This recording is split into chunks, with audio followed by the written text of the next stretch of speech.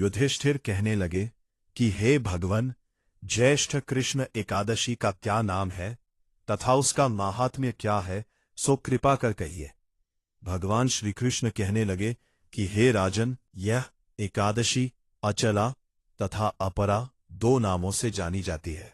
पुराणों के अनुसार ज्येष्ठ कृष्ण पक्ष की एकादशी अपरा एकादशी है, क्योंकि यह अपार धन देने वाली है। जो मनुष्य इस व्रत को करते हैं वे संसार में प्रसिद्ध हो जाते हैं। इस दिन भगवान त्रिविक्रम की पूजा की जाती है। अपरा एकादशी के व्रत के प्रभाव से ब्रह्म हत्या, भूत योनि, दूसरे की निंदा आदि के सब पाप दूर हो जाते हैं। इस व्रत के करने से परस्त्री गमन, झूठी गवाही देना, झूठ बोलना, झूठे शास्त्र पढ़ना या बनाना, झूठा ज्योतिषी बनना तथा झूठा वैद्य बनना आदि सब पाप नष्ट हो जाते हैं। जो क्षत्रिय युद्ध से भाग जाए वे नरकगामी होते हैं, परंतु अपरा एकादशी का व्रत करने से वे भी स्वर्ग को प्राप्त होते हैं।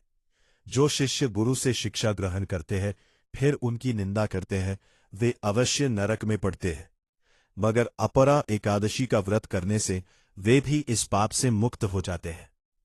जो फल तीनों पुष्कर में कार्तिक पूर्णिमा को स्नान करने से या गंगा पट पर पितरों को पिंड दान करने से प्राप्त होता है, वही अपरा एकादशी का व्रत करने से प्राप्त होता है। मकर के सूर्य में प्रयागराज के स्नान से, शिवरात्रि का व्रत करने से, सिंह राशि के बृहस्पति में गोमती नदी के स्नान से, कुंभ में केदारनाथ के दर्शन या बद्रीनाथ के दर्शन, सूर्य ग्रहण में कुरुक्षेत्र के स्नान से, स्वर्ण दान करने से अथवा अर्ध प्रसूता गौदान से जो फल मिलता है वही फल अपरा एकादशी के व्रत से मिलता है। यह व्रत पाप रूपी वृक्ष को काटने के लिए कुल्हाड़ी है, जलाने के लिए अग्नि, पाप रूपी अंधकार को मिटाने के लिए सूर्य के समान, मृगों को मारने के लिए सिंह के समान है। अतः मनुष्य को पापों से डरते हुए इस व्रत को अवश्य करना चाहिए। अपरा एकादशी का व्रत तथा भगवान का पूजन करने से मनुष्य सब पापों से छूटकर विष्णु लोक को जाता है। इसकी प्रचलित कथा के अनुसार प्राचीन काल में महीध्वज नामक एक धर्मात्मा राजा था। उसका छोटा भाई वज्रध्वज बड़ा ही क्रूर, अधर्मी तथा अन्यायी था। वह अपने बड़े भाई से द्वेष रखता था।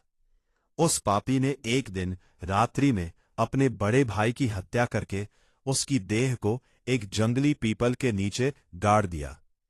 इस अकाल मृत्यु से राजा प्रेतात्मा के रूप में उसी पीपल पर रहने लगा और अनेक उत्पात करने लगा। एक दिन अचानक धौम्य नामक ऋषि उधर से गुजरे।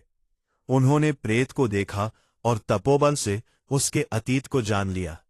अपने तपोबल से प्रेत उत्पात का कारण समझा। ऋषि ने प्रसन्न होकर उस प्रेत को पीपल के पेड़ से उतारा तथा परलोक विद्या का उपदेश दिया। दयालु ऋषि ने राजा की प्रेत योनि से मुक्ति के लिए स्वयं ही अपरा अचला एकादशी का व्रत किया और उसे अगति से छुड़ाने को उसका पुण्य प्रेत को अर्पित कर दिया।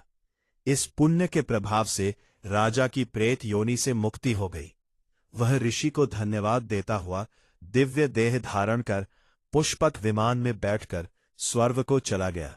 यह अपरा एकादशी की कथा मैंने लोकहित के लिए कही है। इसे पढ़ने अथवा सुनने से मनुष्य सब पापों से छूट जाता है।